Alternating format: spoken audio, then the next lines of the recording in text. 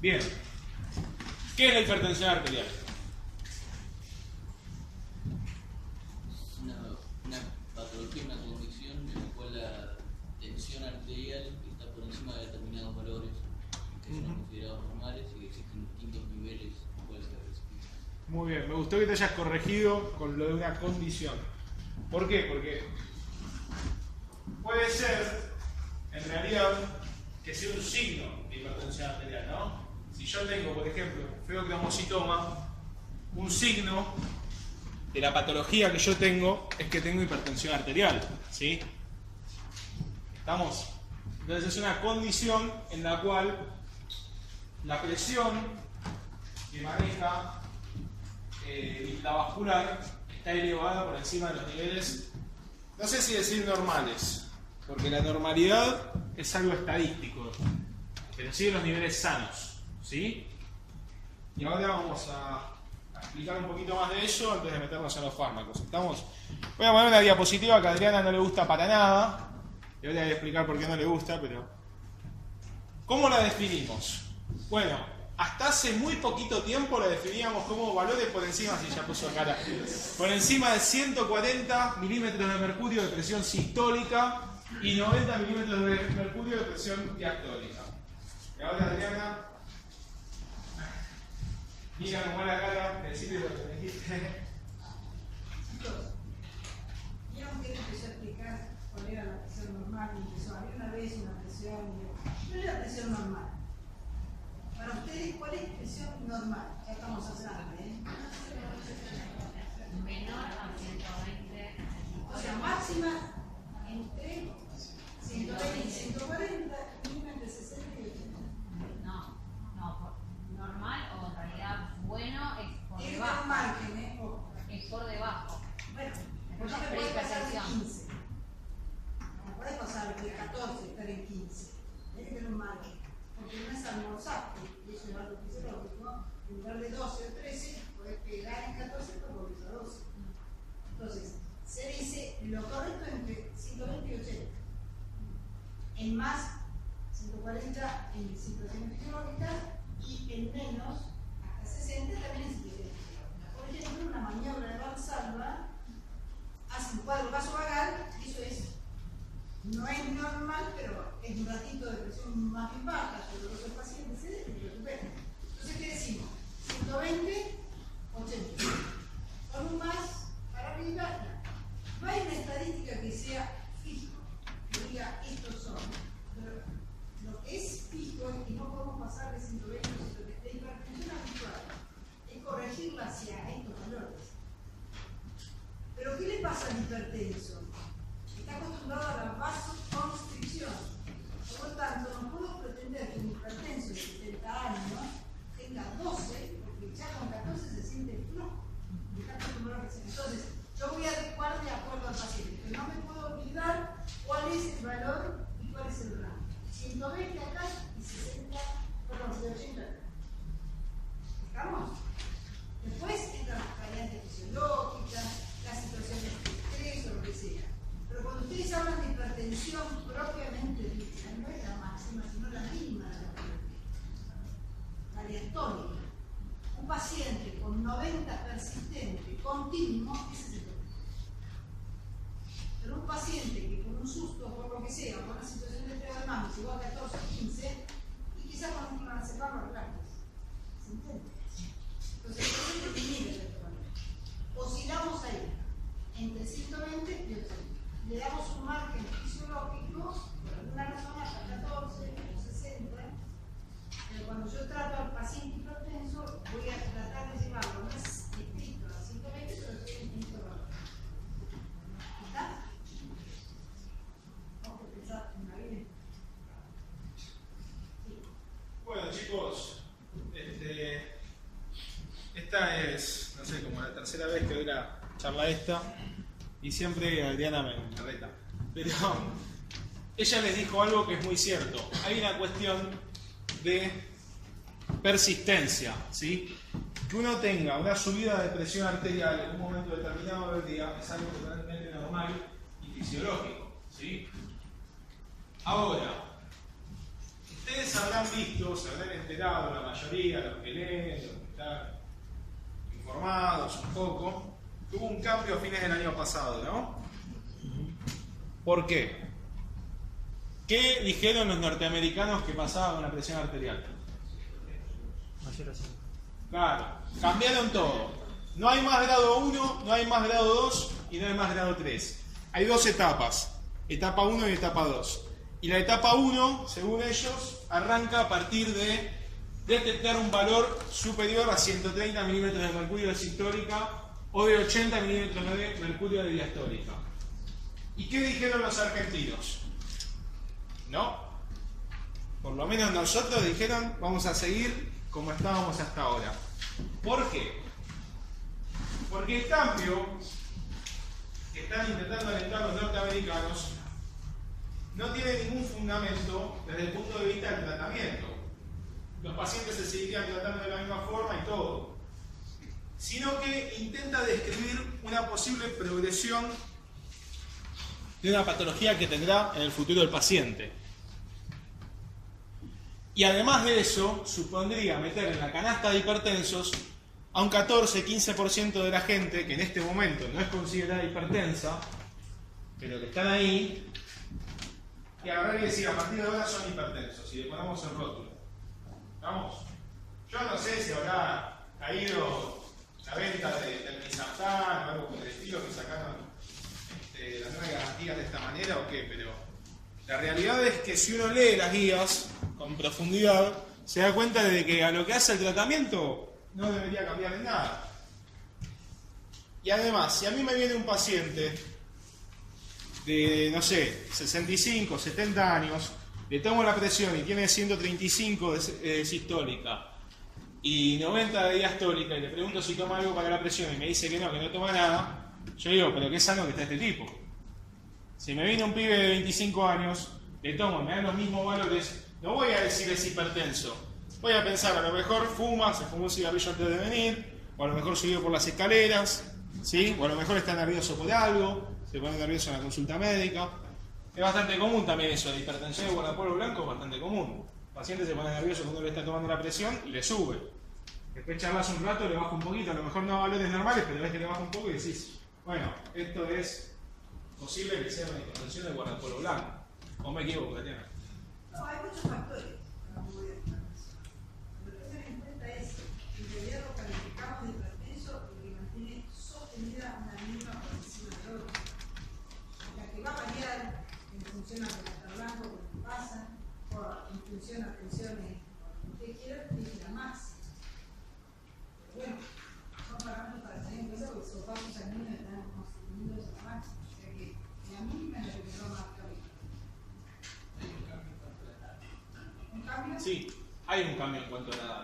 ¿Por qué? Porque si a mí me viene un paciente que tiene ya 25 años con valores de hipertensión, ¿sí? No sé, maneja 160, 100 de presión arterial. Y yo agarro, lo estudio, o por lo menos le hago un mapeo de presión arterial durante una semana y veo que el tipo mantiene siempre las mismas presiones. Al tener esa edad, yo voy a considerar que es una cosa secundaria, ¿sí? Lo que le está produciendo esa hipertensión arterial. ¿Por qué? Porque la hipertensión arterial esencial, si bien no se sabe muy bien si es por estrés oxidativo o qué, la mejor teoría que tenemos hoy en día es que se produce por una pérdida de la función renal, que es fisiológica. Bueno, ocurre con la edad, ¿sí? En una medida que uno va volviéndose más viejo, a partir de los 30 años perdemos 1 mililitro por minuto de filtrado. ¿Sabían eso? Sí. Es decir, que si uno tiene 60 años, ¿de cuánto va a ser el clearance? Suponiendo que empezamos en 100, no me digan entre 100 y 120. Va a ser de 70. ¿Estamos? Bueno, para poder entender cómo tratar la hipertensión arterial, es necesario hacer un repaso de los mecanismos que regulan la presión arterial. ¿Sí? Yo, en su momento, me hice un pequeño esquema conceptual y dije, ¿qué formas tiene el cuerpo de controlar la presión arterial? Y bueno, tiene tres vías. Una vía rápida, una vía intermedia y una vía lenta. La vía rápida es muy independiente. Es decir, cuando tiene ganas de producir un cambio en la presión, lo produce. Y la vía lenta es muy dependiente. Depende de las otras dos vías, principalmente de la intermedia. ¿Estamos? ¿Cuál es la vía rápida? La vía rápida es el sistema nervioso autónomo. ¿Sí? A nosotros lo que más nos va a importar va a ser el simpático, pero sepan que el parasimpático también puede producir cambios en la presión arterial. Si hay una descarga vagal, tenemos una vasodilatación, una caída del hipertrofismo, y es el típico caso del desmayo de la persona que ve una situación desagradable y se desmaya, o ese tipo de ejemplos, ¿no? Que se pone así sudoroso y se me parece que me voy a desmayar, ese es paso vagal. ¿Estamos? Pero bueno, sistema nervioso autónomo, vamos a tener que los receptores beta 1 van a ser los encargados fundamentalmente de aumentar la presión sistólica. ¿Sí?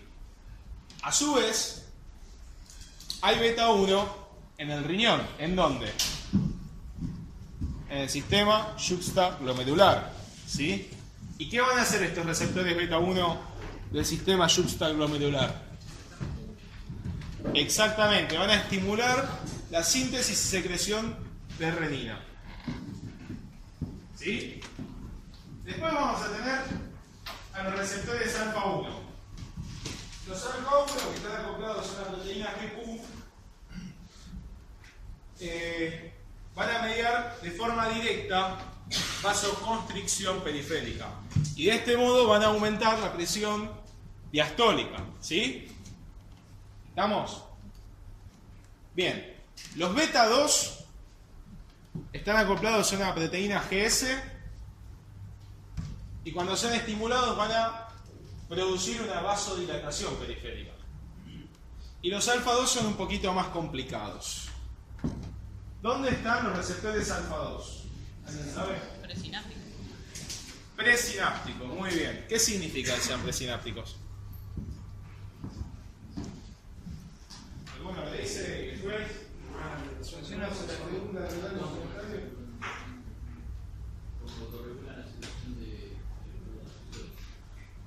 Muy bien, ese es. ¿Ven todo si lo dibujo acá? No. Después se lo conecto. Después se lo pongo por allí.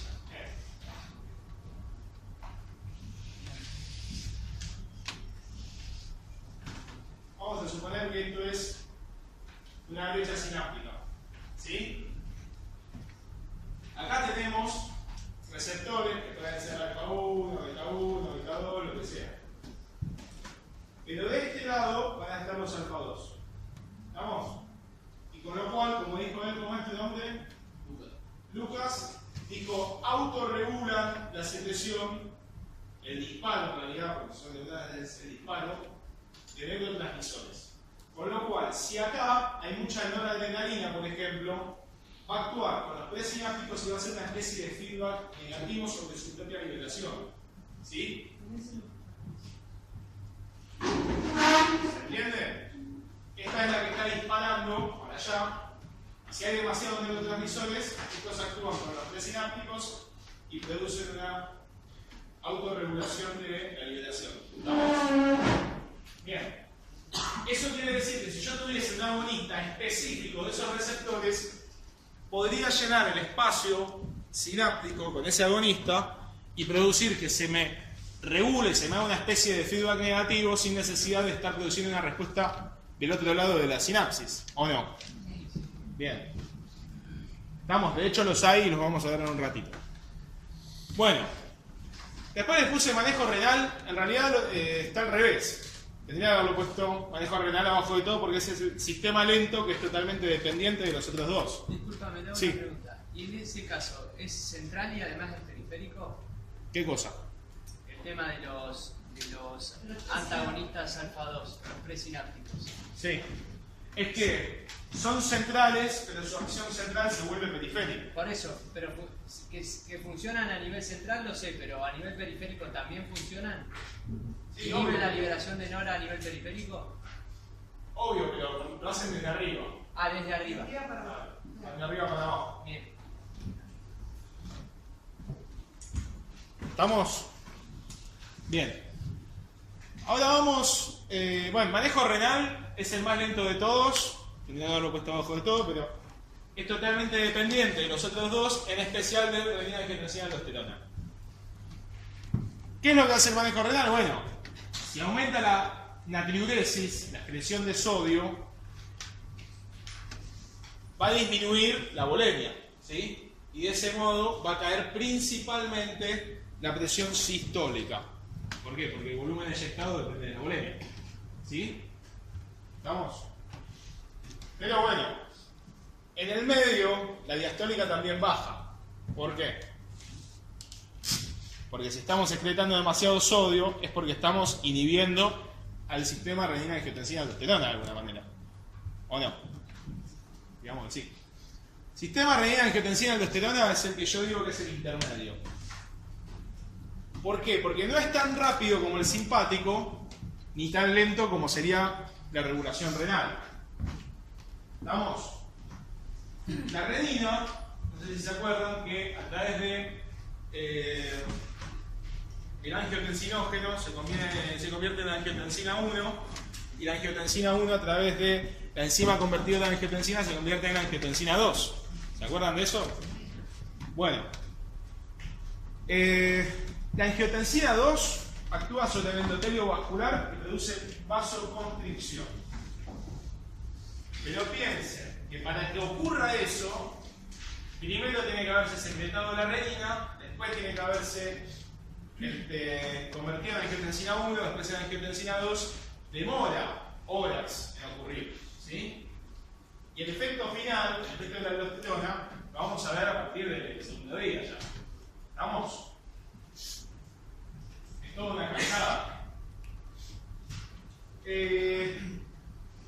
Algunos de ustedes deben estar pensando que el manejo renal solo es regulado por este sistema, pero no. Piensen que si hay una vasoconstricción de tipo simpático también se va a ver comprometido la función del riñón. Y si hay una liberación de hormona antidiurética o hay una inhibición de liberación de hormona antidiurética, también se va a ver comprometido el manejo renal de los líquidos. ¿Se entiende? Entonces no es, o también el péptido natriurético atrial, todas esas cosas, no es únicamente sistema renina, angiotensina, aldosterona el que le da la orden al riñón. Piensen en eso.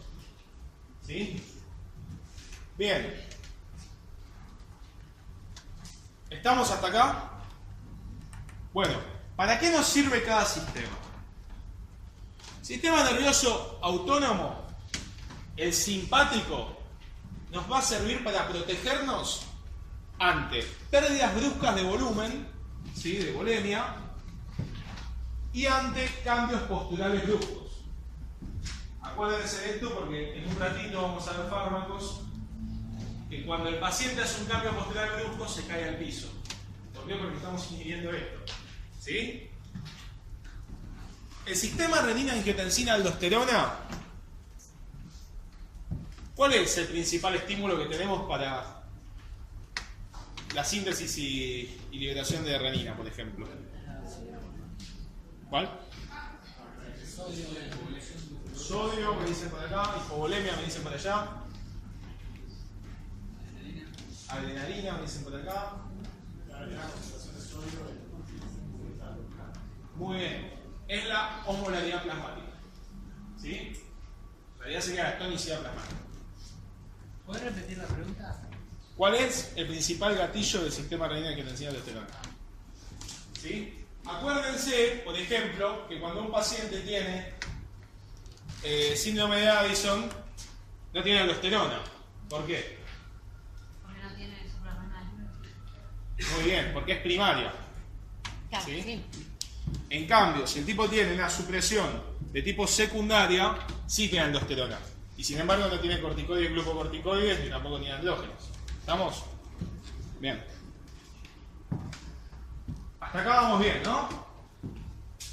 Bueno, cuando yo estaba en el segundo año, que estaba en fisiología, tenía un profesor de fisio, de cátedra 2, que nunca supe si tenía una ceja conectada o si tenía un lunar en el medio, pero que el tipo nos dio la clase de presión arterial y nos dijo que la gente cuando come sal, los de renal te dicen que se orina, pero que queda en realidad un residuo de sal circulante. Yo pensaba, ¿de qué carajo estará hablando con este residuo de sal circulante? ¿Y qué quiere decir esto? ¿Qué es lo que quiere decir en realidad el tipo? No sé si lo quería decir así o si no nos quería marear porque estábamos en segundo año o qué. ¿Qué quiere decir esto? De cuando la gente... ¿Por qué incorporar sodio en la dieta produce que una persona tenga hipertensión? ¿Quién lo está diciendo? Fuerte, fuerte, que no escucho. Muy bien. Con lo cual aumenta el volumen de líquido extracelular. ¿Sí?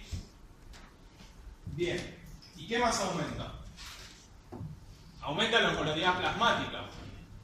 Porque estoy metiendo sodio.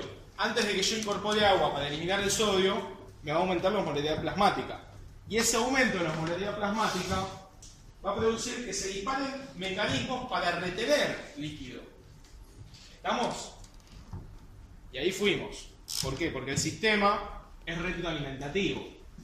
Cuando se dispara un mecanismo de estos, se empiezan a estimular mutuamente. El renin-angiotensina-aldosterona a través de la angiotensina 2 estimula al sistema nervioso simpático.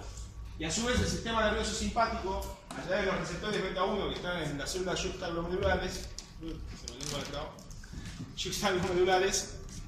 estimula al sistema renina-angiotensina-aldosterona. ¿Sí? Bueno. Ahora sí.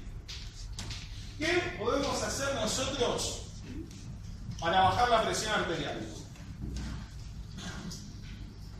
Estoy llegando a un testigo falso. Bueno, podemos actuar en el sistema lento, hoy a las 3 de la tarde o a las 5 de la tarde. Bien, podemos actuar en el sistema lento y de presionar al cuerpo de volumen dando diuréticos. ¿Sí? Podemos actuar en el sistema rápido e inhibir las acciones del sistema simpático y bloquear lo que querramos, ¿no? Descarga sistólica, vasoconstricción periférica. ¿Estamos? O podemos bloquear de forma selectiva al sistema intermedio, al sistema renina-angiotensina-aldosterona. Estos fármacos, los que se encargan del sistema renina-angiotensina-aldosterona, son la piedra angular, me parece a mí, el tratamiento, y en especial en los pacientes diabéticos, por algo que vamos a ver en un ratito. ¿Sí? Y por último, hay un grupo de fármacos que se llaman vasodilatadores directos, que vamos a ver muy poco de eso porque los chicos que les van a dar antianginosos se los van a explicar con mucho más detalle. Tienen que hablar de nitroglicerina y todo eso. Pero bueno, yo les voy a dar un pantallazo. ¿Estamos? Bien. Bueno, de diuréticos, yo les voy a decir, estos serían los que se pueden usar para tratar la presión arterial. Generalmente, ¿alguien tiene una duda? ¿Qué me está haciendo?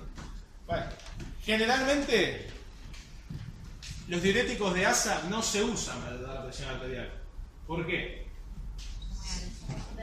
Son muy fuertes, son muy violentos, como digo yo. ¿Estamos? Si yo le doy a una persona furosemida para bajar la presión arterial, los efectos adversos que yo le voy a producir van a ser gravísimos y el efecto terapéutico que va a tener a lo mejor es prácticamente nulo, porque el cuerpo va a estar todo el tiempo compensando la pérdida de volumen que yo estoy haciendo. Se va a sobreactivar el sistema renina-angiotensina-aldosterona, va a tener el simpático por las nubes, ¿se entiende? Entonces no es algo bueno a lo mejor usar un diurético de ASA. Ahora, si yo uso una antiacida, No sé si se acuerdan que yo les dije que una de las principales diferencias que había entre las tiacidas y los diuréticos de asa era del modo del que se deshacían del sodio y del agua. ¿Se acuerdan? No. Sí. ¿Cuál era la diferencia que había entre las tiacidas y los diuréticos de asa?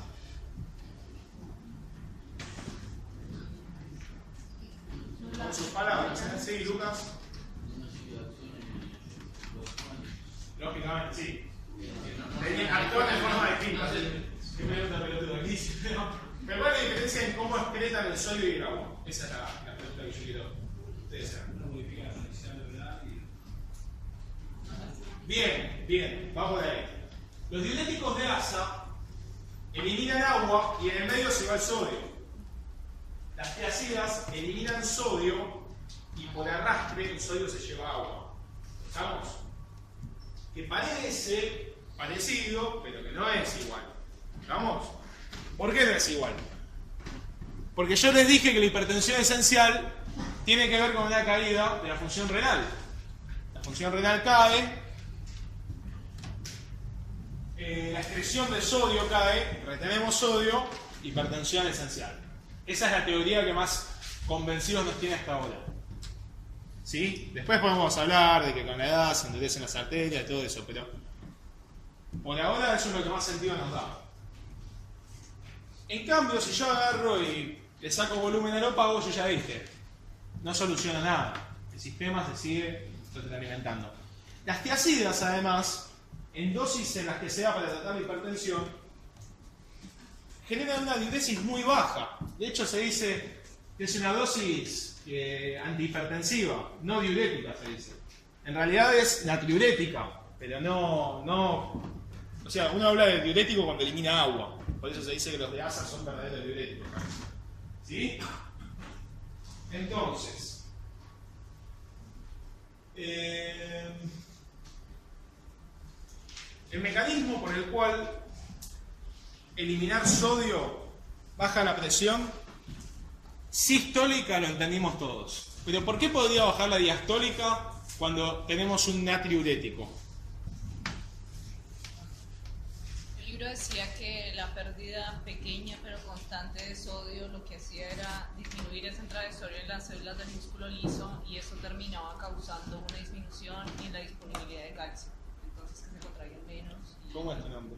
Michelle. ¿Michelle? Precisamente.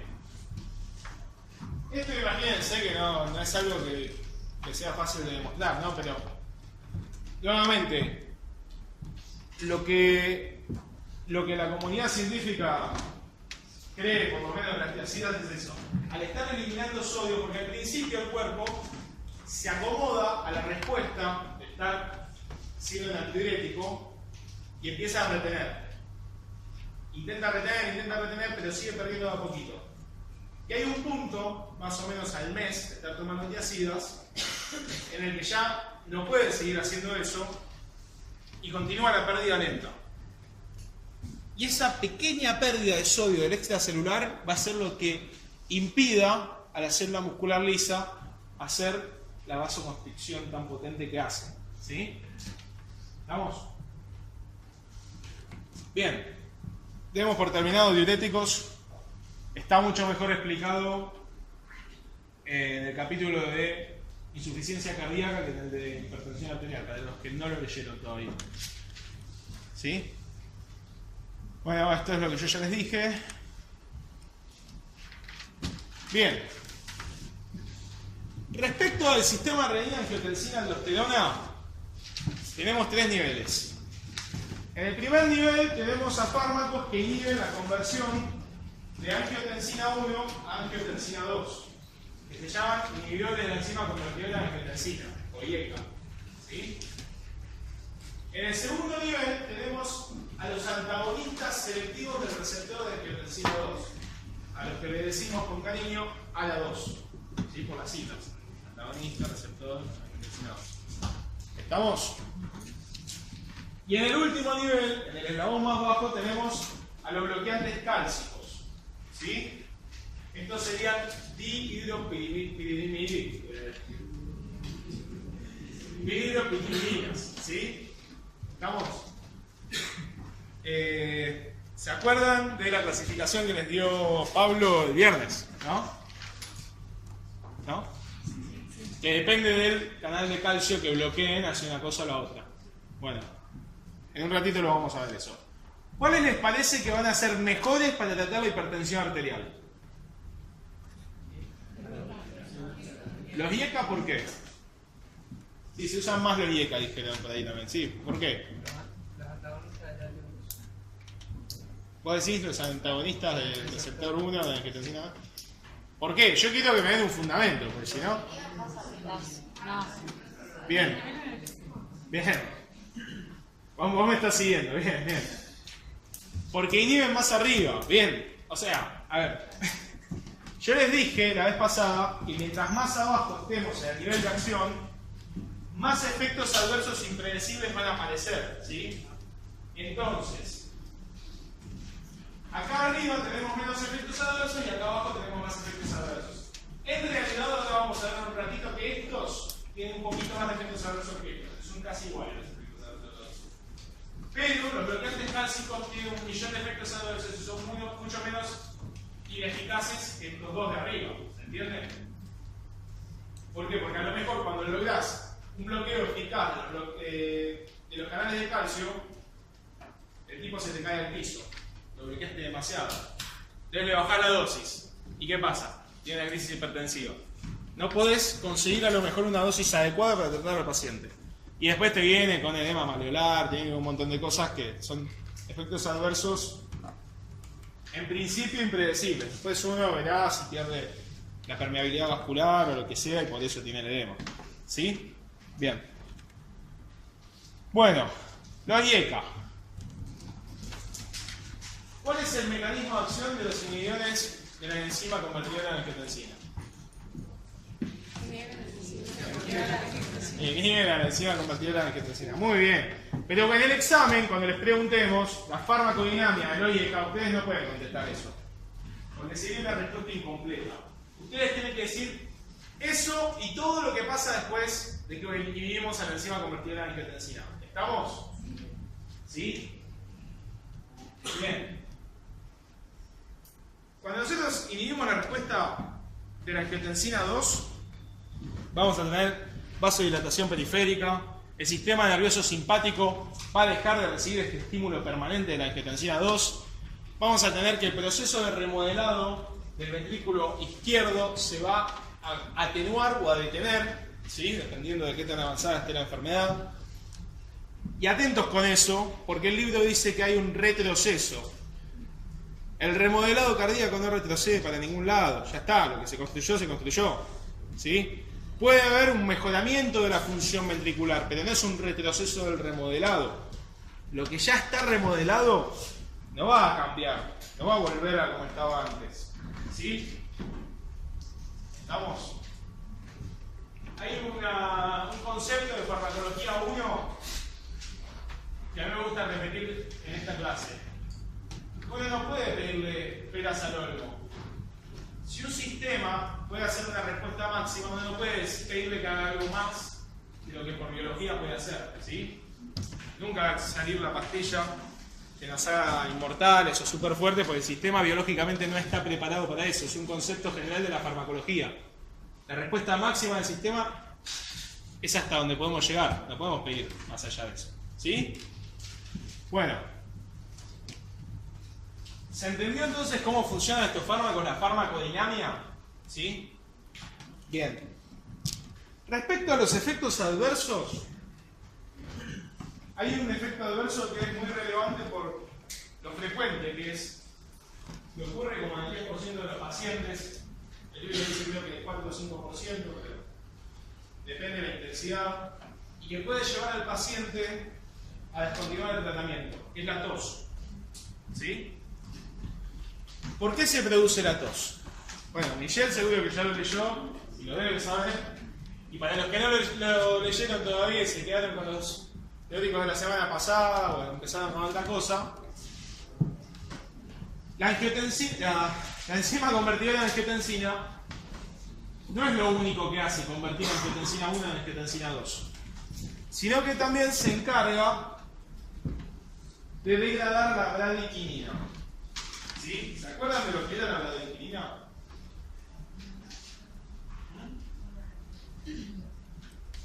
Bien, es un vasodilatador, pero ¿qué más? Yo no nos digo así, bien, ¿pero qué es? Bien, es una citoquina. Bien. Es vasodilatadora, broncoconstrictora, que no nos importa ahora, y es permeabilizante de los vasos también. ¿Sí? Volvamos entonces ahora con broncoconstrictora. La broncoconstricción y el aumento de la permeabilidad vascular va a producirnos, de forma teórica, es esto, la tos y el angioedema, por el mismo mecanismo. ¿Sí? La tos tendría que ver con la broncoconstricción y un poquito apenas del aumento de la permeabilidad, y el angioedema sería al revés. Tiene mucho que ver con el aumento de la permeabilidad vascular y la vasodilatación y nada que ver con la broncoconstricción. ¿Sí? Bien. Después, hipotensión, hipercalemia son efectos adversos totalmente esperables de inhibir las acciones del sistema renina angiotensina aldosterona, ¿no? Bien. Respecto a las contraindicaciones, acuérdense que todo lo que veamos hasta ahora, excepto un grupo farmacológico en particular que yo se los voy a esquematizar con una foto de una embarazada, el resto son todos teratógenos. ¿Sí? Con lo cual, contraindicado en embarazadas y en mujeres que estén en edad de quedar embarazadas. Contraindicado en pacientes que hayan tenido alguna vez angioedema en su vida. Tuvo angioedema una vez, listo, no le podemos dar IECA. De insuficiencia renal, ahora les voy a explicar, pero antes les voy a hablar de las estenosis arteriales. Si un paciente tiene una estenosis aórtica y yo le produzco caída de la presión por inhibición del sistema renina angiotensina aldosterona, ¿qué va a pasar? Ni puta idea, ¿no? ¿Qué va a pasar? No voy a poder compensar, no voy a poder aumentar el... No va a poder compensar. ¿Sí? Eso sería igual en una estenosis aórtica severa. ¿Estamos? ¿Por qué? Porque el sistema va a estar intentando compensar la pérdida de perfusión que se produce por esta estenosis severa que no deja que llegue la sangre. ¿Sí? Ahora, en el caso de una estenosis renal, la estenosis bilateral de las arterias renales va a producir que el sistema esté sobreestimulado. Con lo cual, si yo le doy un IECA, va a caer más todavía la perfusión renal y puedo producir una insuficiencia renal prerenal o incluso puedo producir una crisis hipertensiva. ¿Por qué? Cae tanto que el riñón empieza a producir renina a lo loco. ¿Sí? Entonces hay que tener cuidado con eso. La estenosis renal unilateral se dice que no es una contraindicación formal. Pero de todos modos, si el paciente viene con hipertensión y una estenosis renal unilateral, yo no le voy a dar IECA. Voy a mandar a que le arreglen la estenosis renal. Porque si está hipertenso y tiene una estenosis renal, a lo mejor por eso, ¿o no? Ahora, respecto a la insuficiencia renal, los inhibidores de la enzima convertidora producen una vasodilatación de la arteriola aferente y una vasoconstricción de la arteriola eferente. ¿Sí? ¿Qué significa esto? Al revés. Perdón, hace al revés. Gracias. Aumenta al revés. Disminuye el filtrado. Produce vasoconstricción de la arteriola aferente y vasodilatación de la eferente. Discúlpeme, estoy demasiado acalorado. ¿Sí? Entonces disminuye el filtrado glomerular. Y de este modo cae la función renal. ¿Sí? Ahora, cuando nosotros tratamos a un paciente hipertenso, que además es diabético, se dice que hay que darle sí o sí un IECA. ¿Por qué?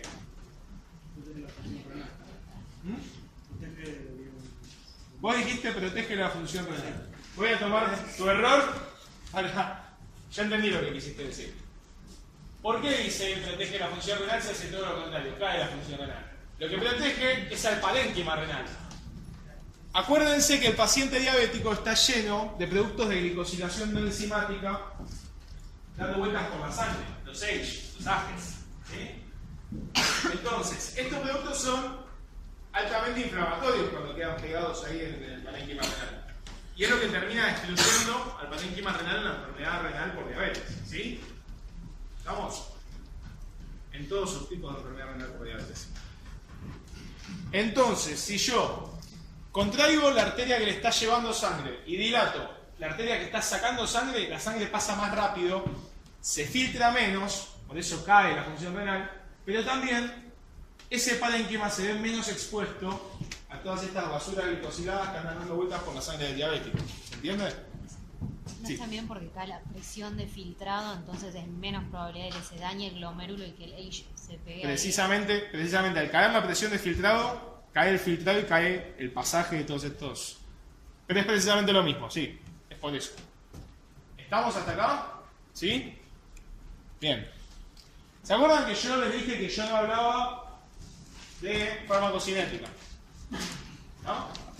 Bueno, acá les puse la farmacocinética del enalapril, que es una de las drogas patrón. La otra es el captopril, pero ustedes no se lo van a tener que aprender, ni siquiera está en la guía de ustedes, porque no se usa más el captopril. Pero antiguamente era la droga patrón porque fue el primero en ser descubierto, el veneno de serpiente.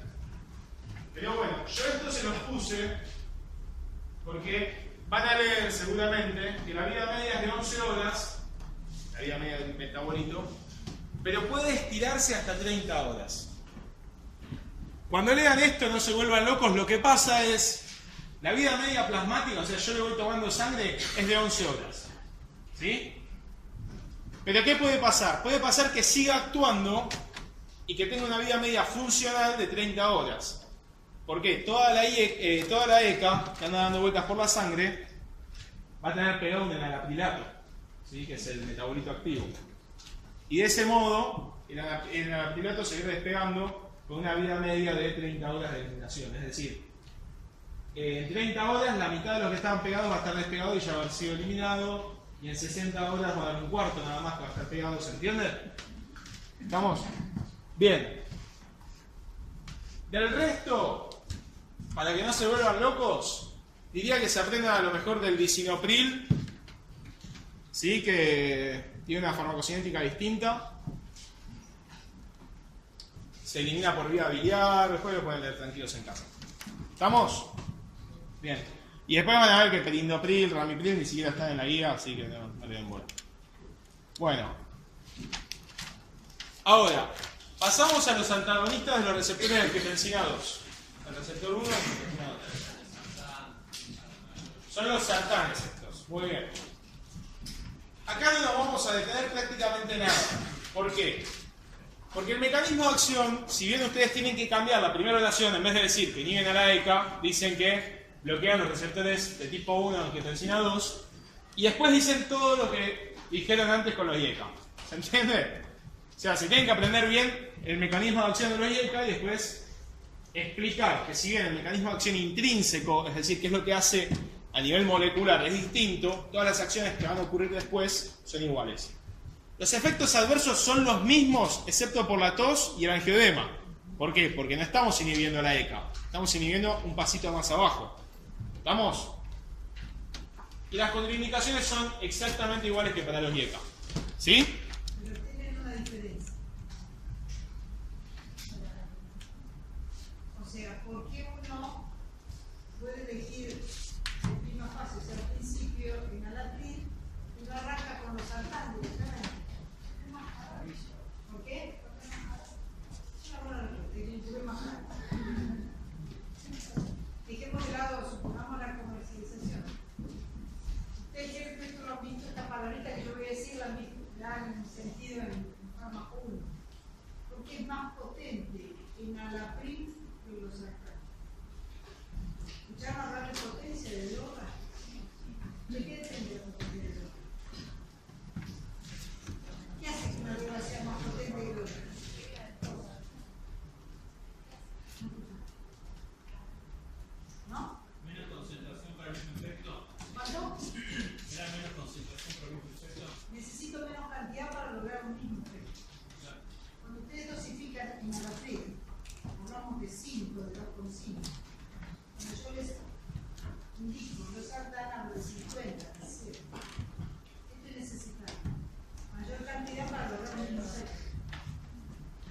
estamos diciendo que los efectos adversos son similares, por no decir casi iguales, porque en la cascada del mecanismo de acción es en un pasito diferente, nada más. Y bueno, más de un paciente que viene con el alapril y está tosiendo y no cambia los sartán. Y quizás le pongo los sartán con hidroclorotiazida que había combinado, entonces tengo el juego perfecto. Entonces la diferencia de uno y otro está en la potencia de los dos. No hablo de la efectividad, porque bien dijo Horacio, yo voy a hablar lo mismo, sino de la potencia de los dos. Entonces lo puedo llegar a preferir, ¿sí? Hay una parte en el libro que hace hincapié en que los ARA2 bloquean directamente el receptor, pero los IECA, al inhibir solo la enzima convertidora, falta la parte de la formación de... de producción de angiotensina 2 por selinoproteasas. Entonces lo pone que es como el ARA2 es más Además, tú estás efectivo. seguro que es un precursor, una actividad también hay una conversión. ¿Hay qué? Hay una conversión, un cambio. Sí. O sea, se necesita un poquito más de cosas. El alapril, con respecto al otro, y los otros también tienen los suyos, el ARA2. O sea, los dos tienen mecanismos complejos en cuanto a definir. Pero los dos responden a la relación, actuando en una misma similar. Si yo te estoy ya diciendo que es más potente uno que el otro, ¿cómo voy a bajar yo a mi alapril? Les comento algo, lo agrego, Horacio. El que está acá último, Indopril, lo estamos usando nuevamente. Creo que en el listado de puso Horacio, gracias, porque sí lo estamos usando. Entonces, comento que estas pruebas van bien, cuidado. En general, el alapril es la droga control, pero les comento porque el Indopril lo estamos usando incluso asociado con la medicina. Pero lo estamos usando. Sí. Bueno, voy a aprovechar esta diapositiva para decirles cómo tienen que estudiar la farmacocinética. Agarran la droga patrón, ¿sí? El libro les va a decir, esta es la droga patrón, o le va a poner la primera y la mejor explicada, digamos, ¿sí? Estudian esa y después se fijan solo las diferencias que hay con las demás. ¿Estamos? ¿Qué sé yo? Si una tiene una eliminación únicamente hepática, como este caso, se fijan que abajo del que se elimina por vía renal.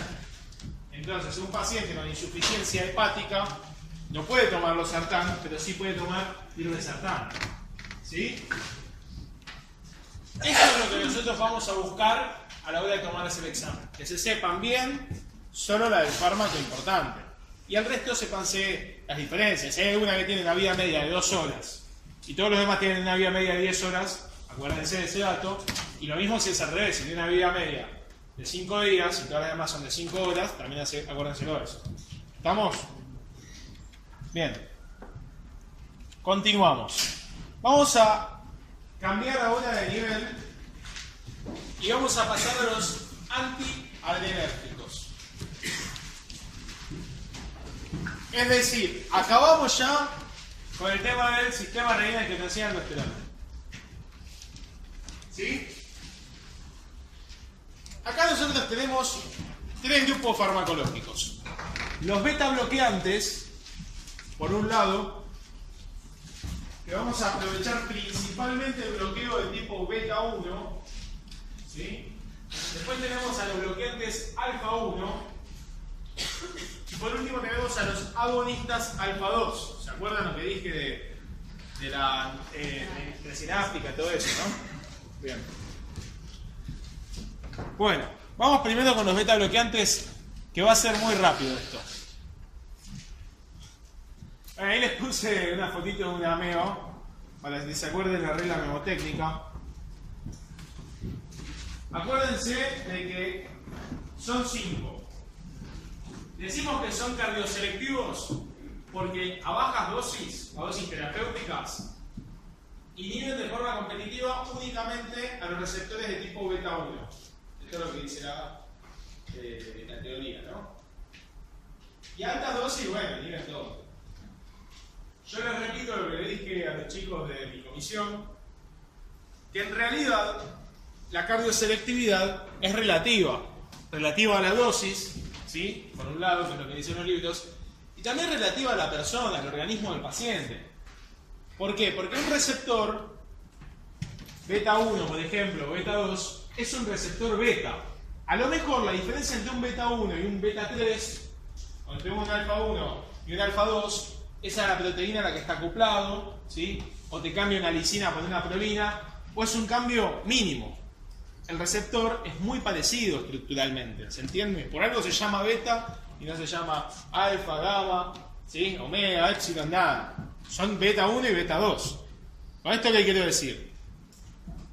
Que el beta bloqueante cardioselectivo, a dosis cardioselectiva, puede no ser cardioselectivo. ¿Sí? Y como le dije a los chicos de mi comisión, en la orgía bioquímica que es el cuerpo, está todo ahí, ATP por acá, oxígeno por allá, receptores beta, adrenalina, quilombo, en el medio un beta bloqueante que tiene mucha más afinidad por los receptores beta 1, puede quedar tranquilamente pegado en un receptor beta 2 y producir efectos adversos típicos de los bloqueantes beta 2 o de los bloqueantes en realidad no selectivos, porque bloqueantes beta 2 no se usan. ¿Estamos? Bien. Bueno, uno tiende a pensar que los beta bloqueantes actúan disminuyendo las propiedades cardíacas. Sí, es verdad, actúan así. Pero para la hipertensión arterial es mucho más importante lo que producen sobre el sistema renina y angiotensina aldosterona que lo que producen en el corazón. ¿Estamos? La inhibición de la secreción de renina por inhibición de los receptores simpáticos de las células juxtaglomerulares es mucho más importante en la hipertensión arterial que lo que le haga al corazón y lo que haga con la descarga sistólica. ¿Sí? Bueno, ¿cuáles son los cardioselectivos? Porque les puse a 9 y no les dije cuáles eran. La primera A. Atenolol, muy bien. La M. Metoprolol, muy bien. La E. Esmolol. La B. Bisoprolol. ¿Y la A? Acebutolol, muy bien, muy bien. Nunca la saben esa. Pero bien, bien. Bueno, por último, respecto a este grupo, acuérdense que hay receptores que son, además de beta bloqueantes, leves bloqueantes alfa 1. Y digo leves porque los bloqueantes alfa 1 propiamente dichos son mucho más potentes, ¿sí? Producen un efecto mucho más violento. Estos producen un bloqueo alfa 1 tranquilo. ¿Estamos? Que estos son labetalol y carvedilol. El labetalol hoy en día se usa mucho en la guardia cuando hay un paciente con una crisis hipertensiva que no tiene daño de órgano blanco. ¿Estamos? Le das un labetalol y en media hora, 40 minutos, le está empezando a bajar, le baja. ¿Sí? Bien, terminamos con beta bloqueantes. No terminamos con beta bloqueantes. Bueno, efectos adversos de los betabloqueantes ya los conocen, ¿sí? Bradicardia asintomática, hipotensión, impotencia sexual. Ahora, acuérdense de qué es lo que pasa con los betabloqueantes, los asmáticos o los pacientes con EPOC, y los betabloqueantes y los diabéticos. ¿Qué pasa en el primer caso? Que ese es más fácil. Si yo tengo un asmático o un paciente con EPOC, se puede agravar el cuadro produciendo una crisis asmática, ¿sí? ¿Por qué? Por la broncoconstricción que se puede producir por bloqueo de los receptores beta 2. Bien. Y si yo tengo un diabético, ¿quién dijo que inhibe la secreción de insulina? Bien, inhiben la secreción de insulina, pero también inhiben la glucogenólisis, porque la glucogenólisis se ve estimulada por los beta 2 que hay en el hígado. Entonces es como que puede haber variaciones de la glucemia en un paciente tratado con beta bloqueantes, pero pasa algo que es mucho más importante, que se enmascaran los síntomas que pueden producirse ante una hipoglucemia. Un paciente diabético, tanto tipo 1 como tipo 2, tanto tipo 1 como tipo 2, porque después en el examen siempre me ponen tipo 1, tanto tipo 1 como tipo 2 está tomando cosas o inyectándose cosas que están tratando de bajarle la glucemia. ¿Sí? Entonces, si el tipo se toma una pastilla de glibenclamida y a lo mejor no come o algo por el estilo, puede tener una hipoglucemia. ¿Sí? Si el tipo está insulinizado y es un paciente tipo 2, ni hablar, o la insulina es algo que te agarra la glucemia y te la tira para el piso. ¿Sí? Entonces, cuando vos tenés un paciente diabético que le vas a dar beta bloqueantes, le tenés que decir, ojo,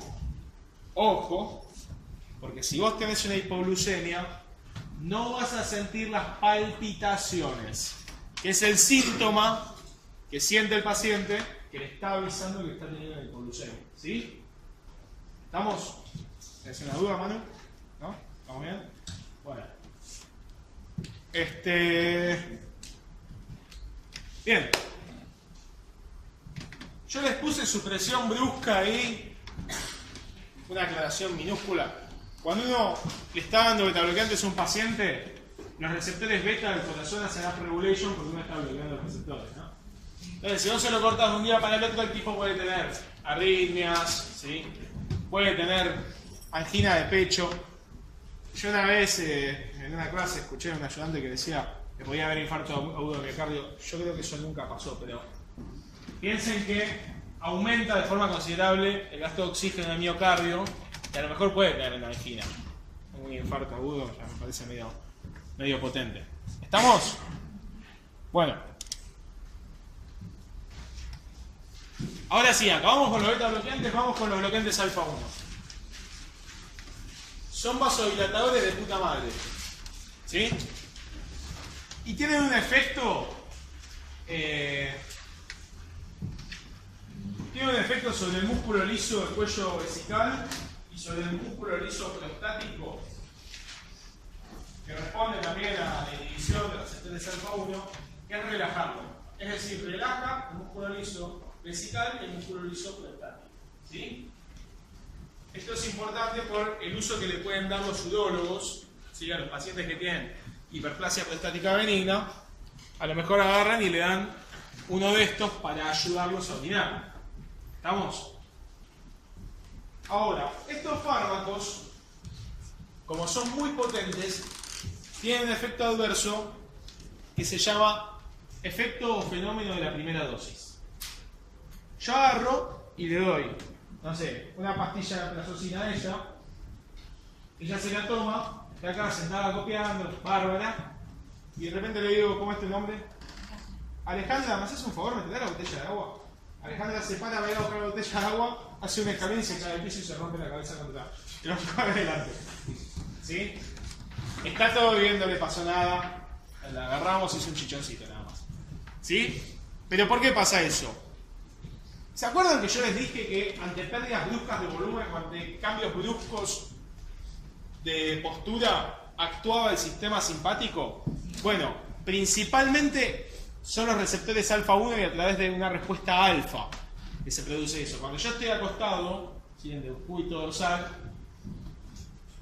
digamos, todos los líquidos igualan presiones en mi cuerpo, porque yo estoy horizontal, ¿sí? Y todos mis vasos de capacitancia están todos igualados. Cuando yo me paro, se me va toda la sangre al piso a las venas, yo no voy a ser capacitante. ¿Estamos? Y yo puedo perder. Puedo hacer, digamos, lo que en términos médicos se dice una hipovolemia arterial efectiva. Yo en realidad no estoy hipovolémico, pero me paré de golpe y para el corazón es como si estuviese hipovolémico, porque pierde automáticamente toda la precarga que estaba teniendo hasta ese momento. Pero como yo no tomo plazocin, yo me paro y si me paro muy rápido a lo mejor me mareo un segundo o 2 segundos y después digo, uy, me mareo muy rápido y sigo caminando. Ahora mi viejo que toma amlodipina a lo mejor se para y yo lo veo que está así. ¿Sí? Y si tomara uno de estos seguro que no estaría, si estaría en el piso. ¿Estamos? Porque para la amlodipina, que es bloqueante de calcio, lo vamos a ver en un minuto, pasa algo parecido. ¿Sí? Bueno, entonces, fenómeno de la primera dosis es esto. El paciente lo toma, está todo vasodilatado, se para, ¡pum!, se cae al piso. No ocurre solo la primera vez que lo toma, ocurre más o menos los primeros 6 meses de tratamiento. Puede ser más, puede ser menos. ¿Y a qué responde esto? Responde a que el tipo tiene que hacer upregulation de nuevos receptores para poder lidiar con los cambios posturales. Después de 6 meses, más o menos, encontramos el equilibrio entre una dosis antihipertensiva y una cantidad suficiente de receptores como para que al pararse no se caiga al piso. ¿Qué podemos hacer para evitar que se rompa la cabeza? Le decimos que se lo tome antes de irse a dormir. Esa es una. Y otra de las cosas que podemos hacer es agarrar y decirle, bueno, vamos a empezar con una dosis baja. ¿Sí? Empezamos con una dosis baja. Cada 2 semanas le subimos un poco. Y vamos viendo cómo va respondiendo. ¿Sí? Agonistas alfa 2. ¿Eh? ¿Dónde? Sí, lupus eritematoso sistémico. Farmacológico es. No sé si se acuerdan de todos los tipos distintos de lupus que había. Lupus gestacional, había de todo. Hay un tipo de lupus eritematoso sistémico que es farmacológico. Es idiosincrático. Vamos con los agonistas alfa 2. Son 2 drogas, alfa-metildopa y clonidina, y actúan de forma muy parecida pero distinta. Estos, los agonistas alfa 2, son los fármacos que se usan para tratar embarazadas con hipertensión. ¿Sí? ¿Se acuerdan que yo les dije que eran todos teratógenos excepto estos? Alfa-metildopa en realidad es un falso neurotransmisor. Es decir, ¿se acuerdan de la tiramina? El fármaco 1 es lo mismo. Tomás alfa-metildopa se mete en las vesículas, se comporta como si fuese L-dopa, se transforma en alfa-metildopamina y después en alfa-metil-noradrenalina, se libera el espacio sináptico y no hace nada con los receptores de adelante, pero estimula los receptores de atrás. Genial. ¿Sí? La clonidina, en cambio, es un agonista sintético de los receptores de tipo alfa 2. ¿Estamos? Bien. Discúlpame, cuando decimos que todos los otros son teratógenos, todos los grupos que vimos. Todos los grupos que vimos. Sí, los beta bloqueantes en realidad no es que sean directamente teratógenos como, no sé, los IECA que producen malformaciones cardíacas. Pero ¿qué es lo que pasa? Al producir, digamos, que caiga...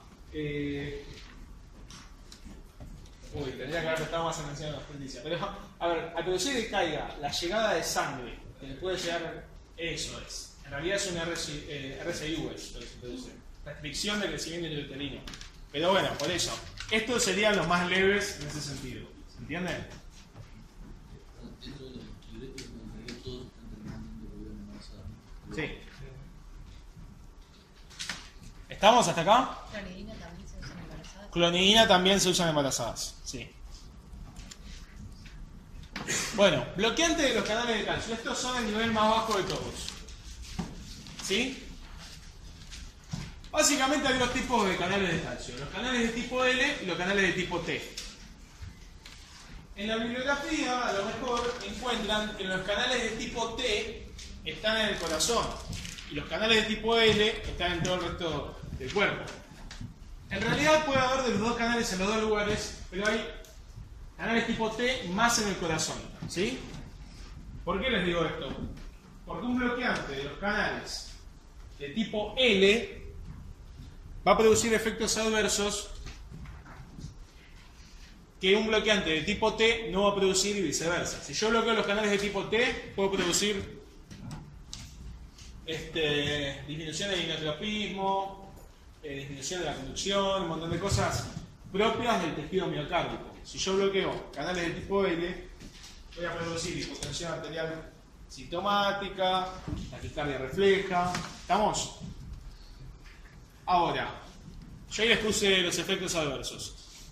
Taquicardia refleja es mucho más común con la nifedipina que con la amlodipina, y edema malveolar es mucho más común con la amlodipina que con la nifedipina. Tiene un efecto distinto que tienen los dos. ¿Sí? Serían los más importantes estos dos de todo el grupo farmacológico. ¿Vamos? Ahora, en el examen a veces preguntan vía de administración de la nifedipina y acuérdense que se puede dar sublingual. ¿Vamos? ¿Sí? Bien. Ya estamos terminando, ¿eh? Ustedes prepárense que ahora se viene... Bueno, vasodilatadores directos. Miren todo lo que tenemos. Y de todo esto que tenemos, hidrolazina, diazóxido, minoxidil, nitroglicerina, hidroclorhidrato de sodio, no se usa un carajo, solo se usa hidroclorhidrato de sodio y a lo mejor la nitroglicerina. ¿Estamos? Hidrolazina y diazóxido no se usan más. ¿Sí? Yo dudo, están en la guía, se supone que los tienen que aprender todo, pero yo dudo que alguien les pregunte algo de esto en el examen. Ustedes están apurados porque rinden el miércoles. Yo dudo que alguien se los pregunte. Sí, el nitroclorhidrato está. Ahora vamos con eso. El minoxidil no se usa más como vasodilatador, se usa en realidad como vasodilatador capilar. La gente se lo pone en la cabeza para producir vasodilatación y de ese modo ayudar a retardar la pérdida de cabello. Esas personas que tienen la típica entrada, no están pelados pero tienen las entradas, bueno, minoxidil para ayudar un poco, lo dan los dermatólogos. La nitroglicerina la van a ver con mucho más detalle con los chicos, así que yo no voy a hablar. Y el nitroclorhidrato de sodio, ahora lo vamos a ver. Estamos, pero antes de ver el nitroclorhidrato de sodio les voy a hacer un mini caso clínico, que en realidad va a ser una foto, y ustedes la van a tener que diagnosticar. ¿Qué es esto?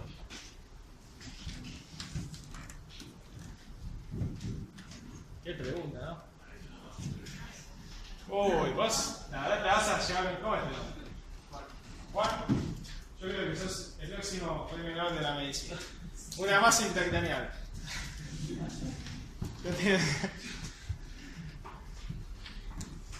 Arriesgate, Juan. Tirá algo. Tiene. A ver, desplazamiento de la línea media. Sí. ¿Qué más? Hay algo en los ventrículos, ¿no? Derrame intraventricular. Muy bien, muy bien. Eso es una hemorragia intraparenquimatosa con volteo ventricular. ¿Sí? Es un ACV hemorrágico esto. ¿Estamos? ¿Por qué les pongo esto? Ahora se los voy a decir. ¿Cómo funciona el nitroclorhidrato de sodio? El nitroclorhidrato de sodio se convierte dentro de las células musculares lisas en óxido nítrico. Se metaboliza en óxido nítrico. ¿Sí? El óxido nítrico ustedes ya saben cómo funciona. Que produce una vasodilatación por la vía del AMP cíclico. Vale, ¿qué AMP cíclico? ¿Estamos? Ahora, el nitroclorhidrato de sodio es un fármaco que tiene una vida media muy corta, que actúa muy rápido y que produce una vasodilatación intensa. El paciente lo tenemos en 220, 150 y al minuto, si queremos, lo podemos tener en 120-80. Al minuto no, 4 o 5 minutos. Pero así es, ¿sí? ¿Estamos? Tiene algunos efectos secundarios. Por un lado, el nitroclorhidrato de sodio, cuando se metaboliza en las células musculares lisas, se convierte en óxido nítrico. Pero en los eritrocitos se convierte en cianuro. ¿Sí? El paciente que tiene el cianuro dando vueltas tiene que tener un buen hígado para que ese cianuro se metabolice en tiocianato. ¿Sí? Y no se muera por una intoxicación por cianuro. ¿Estamos? Y el tiocianato también es tóxico, a lo mejor menos que el cianuro, pero también es tóxico. Entonces, yo abajo les puse en celeste los efectos adversos propios del cianuro, en blanco los efectos adversos propios del nitroclorhidrato y en verde los efectos adversos propios del tiocianato. Entonces, el nitroclorhidrato puede producir una hipotensión, lógico, algo que se llama robo coronario. No sé cómo explicarlo de forma... En realidad es muy sencillo el concepto, pero sería sacarle la sangre que va al corazón a través de las coronarias al corazón. ¿Sí? No es muy complicado.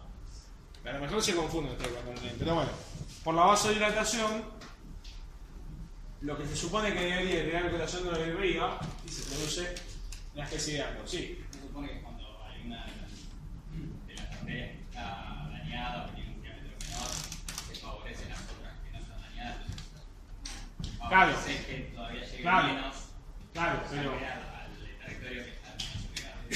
es exactamente eso. ¿Sí? Pero ponele, vos ahí podés tener un robo coronario, digamos, intramiocardio. O sea, el miocardio puede tener dentro de sí mismo que una parte le esté robando a la otra. Que sería lo que vos decís.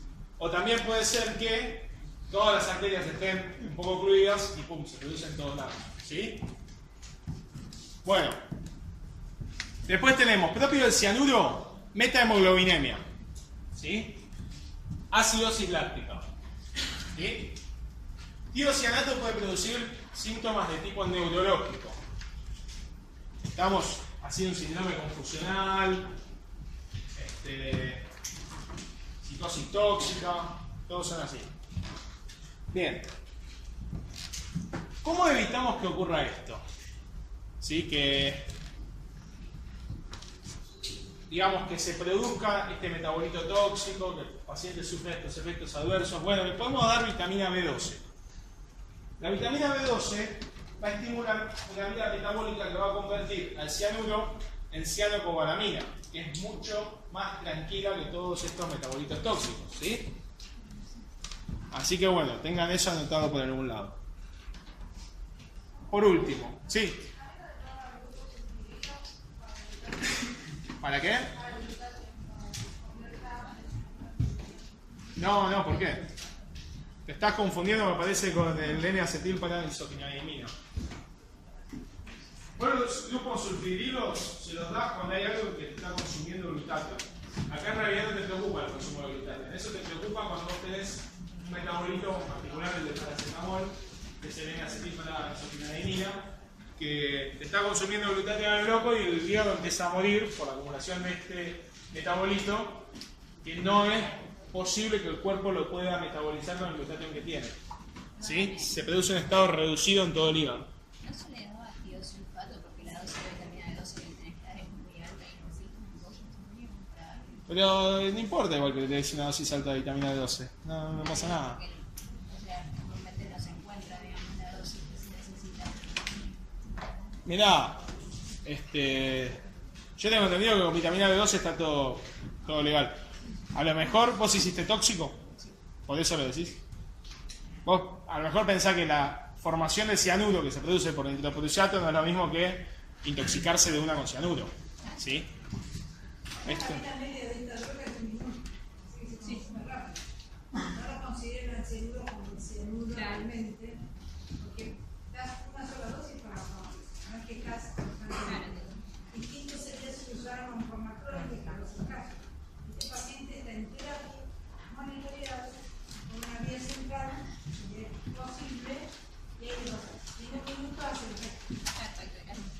¿Por qué? Porque el paciente que tuvo un cuadro con hipertensión arterial pasó por el MASI, pasó por lo que vos quieras, no.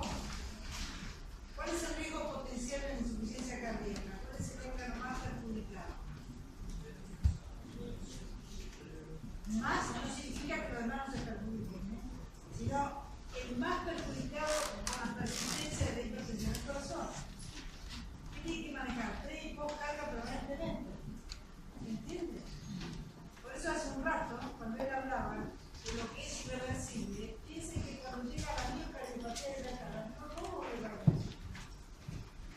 Fíjense en una placa de tórax, alguna que tenga la posibilidad, un paciente hipertenso de larga data.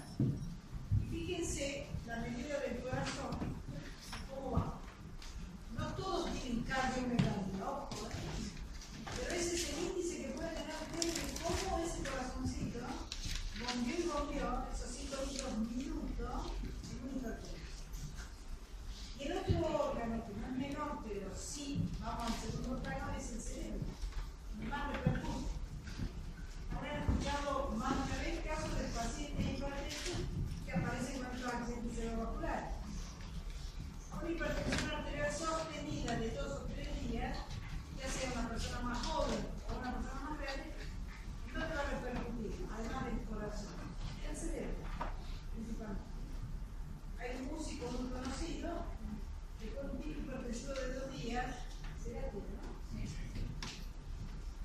había hipertensión. Nadie se dio cuenta que está hipertenso. Es mucho lo que hay. Y cefalea, tengo cefalea, tengo cefalea. Bueno, tengo dolor de cabeza, tengo dolor de cabeza. Bueno, y no estaba medicado para la hipertensión arterial, más para de una línea que se equilibra en los shows y todo lo demás. Y sí, hay daños como la neuropatía a nivel central que son irreversibles. Yo tengo pacientes que han quedado críticos con punto de hipertensión. ¿Por qué llegar a eso? ¿Dónde estuvo la traba en esto con la medicación que tenemos actualmente? En subestimar lo que es la hipertensión arterial. Yo les puedo asegurar que hoy, a partir de los 40 años, no, hay también más jóvenes, 40 años es un promedio lógico donde tómense el trabajo con médicos de tomar la presión que corresponde, hacer un seguimiento. Y que vieron que el certificado para el acto físico, pues la ergometría se la va a brindar. ¿Y saben qué me tiene que decir la ergometría para que a mí me conforme? Que cuando llegó a 160, 100, lo hacen parar de golpe, cae a 160. Ah, estamos bien. Y que no hubo un cambio en el ST. Chicos, este diario la cosa. No es una patología. Tratemos de evitar. Y otra cosa que hace la hipertensión silenciosamente son focos de isquemia cerebrales que se llaman AIT, transitorios. No le estamos haciendo una tomografía todos los días a un paciente. Cuando lo chequeamos, aparecen esas secuelas de isquemia transitoria. ¿Por qué con la medicación que hay hoy en día, o no procuramos hacerlo? La moraleja está en prevenir. ¿Vamos? Bien. Bueno, para terminar con esto, contraindicaciones: embarazo, insuficiencia hepática, porque no podemos transformar el cianuro en tiocianato ni en cianocobalamina, y desconocimiento de daño de órgano blanco. Y acá es donde volvemos a esta foto. Este paciente que tiene una hemorragia intraparenquimatosa, tienen que pensar que esto está desplazando la línea media, está haciendo efecto de masa ahí adentro, ¿sí? Con lo cual aumenta la presión intracraneana. ¿Estamos? Bien. ¿Cómo responde el organismo a esto? Muy bien. Se produce un reflejo que se llama reflejo hipertensivo de Cushing, como síndrome de Cushing igual, ¿sí? En el cual se produce vasoconstricción periférica y un aumento de la presión arterial. ¿Por qué? Porque la perfusión cerebral, ¿sí?, depende de la presión intracraneana y de la presión arterial, ¿sí? Y si aumenta mucho la presión adentro del cráneo y la presión arterial se mantiene, hay hipoperfusión cerebral. ¿Entienden? Entonces, ¿qué les quiero decir con esto? Que un paciente que llega a la guardia en crisis hipertensiva, uno no le enchufa el nitrocinato, el nitrocruciato de una, ¿sí? Uno tiene que fijarse qué es lo que está pasando con ese paciente. A lo mejor la presión está elevada porque el tipo tiene algo con el cerebro, ¿sí? No sabemos. A lo mejor la presión está elevada porque el tipo está intoxicado con algo, a lo mejor está elevada porque no tomó la pastilla, por lo que sea, ¿sí? Pero uno tiene que fijarse, porque el tipo de tener esto, igual el nitrocruciato de sodio no es que uno lo da en la guardia así como que da una aspirina. Vos tenés que agarrar y llevarlo a un shock room o a terapia intensiva. Tiene que estar monitoreado de forma permanente. ¿Cómo? No, por eso, no se usa en la guardia. Se gasta mucha instancia. ¿Se entiende? Bien. Por último, yo les quería poner...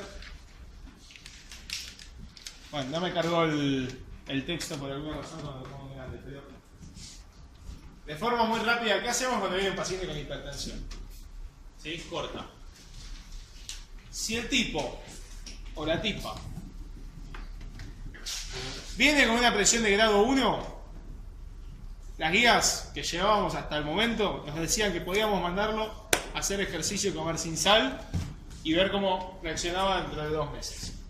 ¿Estamos? Si es diabético, en cambio, lo mandamos a hacer eso, pero le damos un IECA. ¿Sí? Si el tipo viene con una hipertensión de grado 2, es decir, a partir de 160. ¿Sí? 160. ¿Cómo?